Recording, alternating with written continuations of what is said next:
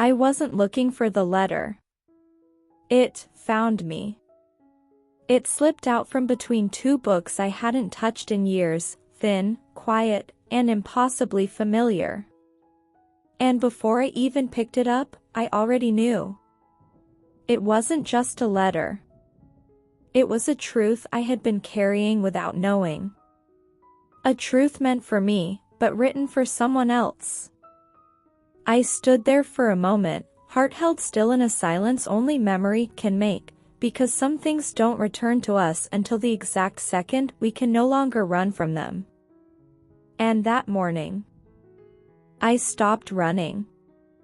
I found it on a Thursday morning, quiet, out of place, resting between two books from a version of me I barely remembered. Funny how life hides the things we're not ready to face until the moment we finally are. I didn't open it right away. Some truths feel heavier before we even unfold them. This isn't really a story about a letter. It's a story about everything that happens to us before we learn how to face what hurts. And everything that breaks quietly inside us while we pretend we're fine.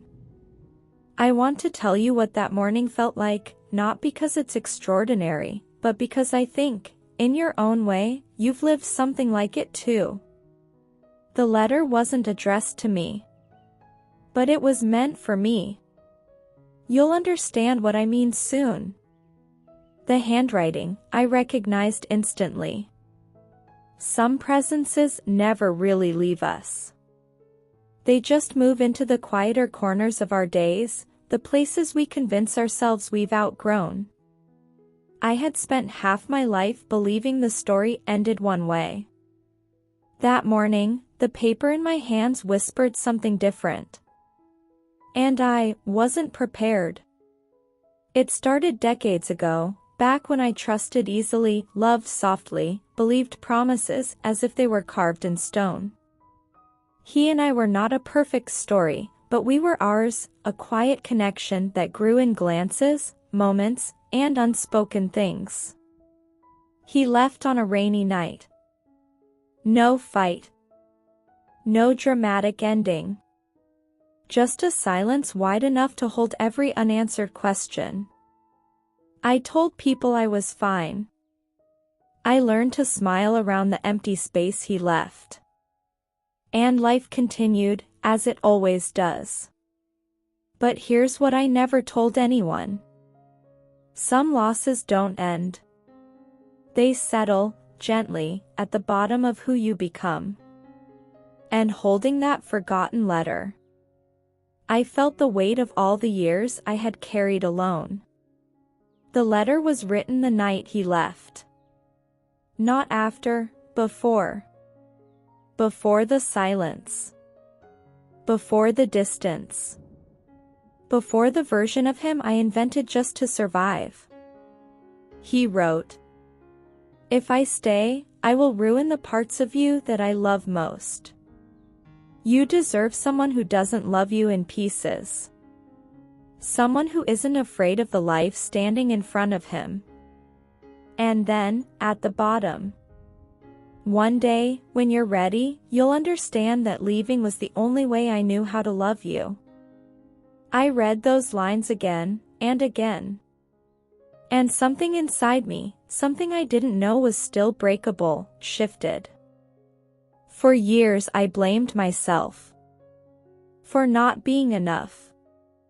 For not holding things together.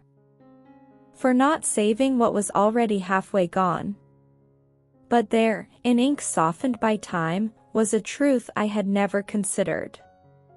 He wasn't abandoning me.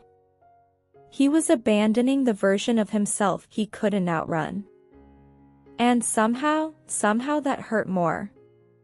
Maybe you've lived this too, a goodbye that looks simple from the outside but rearranges your entire life on the inside. We don't move on from people. We move on from the stories we told ourselves about what could have been. And that takes a different kind of courage. I thought I healed. But healing isn't a straight line. It's a series of quiet realizations we're not always ready to admit. You can love someone and still lose them. You can forgive someone who never apologized. You can miss a life that never happened. You can carry a goodbye for years without realizing how heavy it became. Holding that letter, I realized I wasn't grieving the man he was. I was grieving the woman I used to be, the one who believed love alone could save everything. I think we all carry a version of that woman inside us. And maybe you're meeting her again right now. I folded the letter slowly, as if closing it might close a part of my life I didn't even know was still open. But something unexpected happened. I didn't cry. I didn't break. I didn't fall back into the ache of all those years. I exhaled. For the first time in a long time, I felt the weight lift, not because I forgot, but because I finally understood. Some stories don't end when people leave. They end when the truth finally reaches us. Tonight, I'll put the letter back where I found it, not to hide it again, but because I no longer need it to understand who I became. But there's something else I found that morning, something I haven't told you yet.